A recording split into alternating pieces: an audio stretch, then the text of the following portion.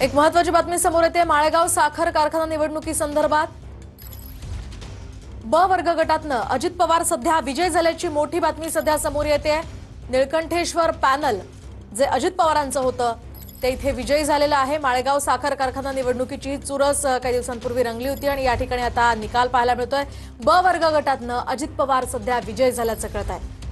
अजित पवारांचं निळकंठेश्वर पॅनल विजय झालेलं आहे। चंद्रराव तावरे यांच्या विरोधात खरं तर हे पॅनल होतं आणि त्यामुळे सध्या ब वर्ग गटातनं अजित पवार विजयी झालेले आहेत।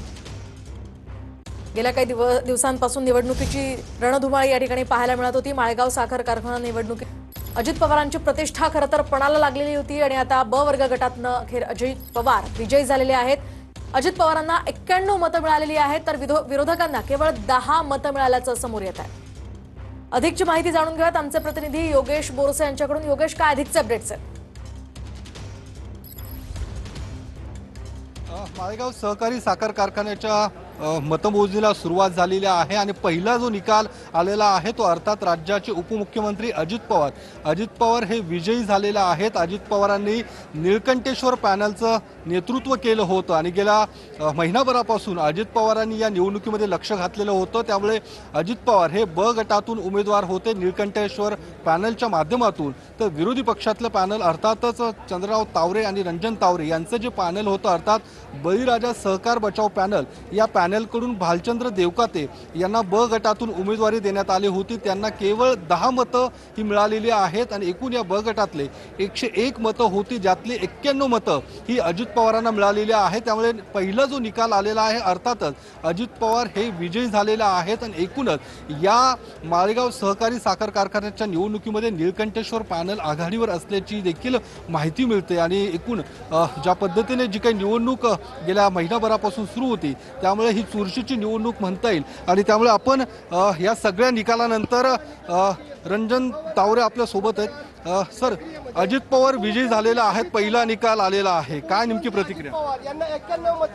अजित पवारांचं मी या ठिकाणी अभिनंदन करतो।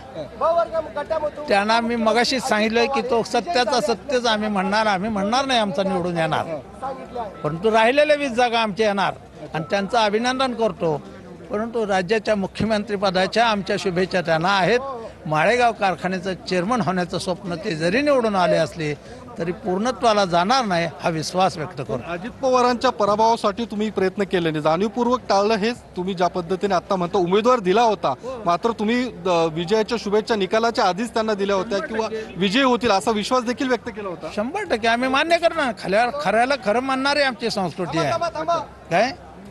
त्याच्यामुळं तिथं आम्ही फक्त एकच होतो, आमचं तत्व बिनविरोध नाही होऊ द्यायचं। पहिला निकाल हा तुमच्या विरोधात गेलेला आहे, त्यामुळे तुम्हाला असं वाटत नाही का की पुढचा निकाल किंवा पुढचे ज्या काही जागा त्या देखील अशा पद्धतीचं निकाल असू शकतं, असं चित्र असू शकतं? अजिबात होणार नाही ते, कारण हे सभासद राजाचं मतदान नाही, हे फक्त संस्था प्रतिनिधींचं मतदान आहे मर्यादित। आणि हे सगळे पुढारी तालुक्यातले विकास सोसायटीचे सगळे सभासद आहेत, पाणी पुरवठा संस्थांचे सभासद आहे, चेअरमन मंडळीची सगळी, आणि त्यामुळे यांना तिथंच मतदान करावं लागणार, तेवढी दहशतच आहे या तालुक्यामध्ये दादांची। 100%। केवळ तुमच्या उमेदवाराला 10 मतं मिळालेली आहेत भालचंद्र देवकाते। हो बरोबर आहे, आमचे जेवढे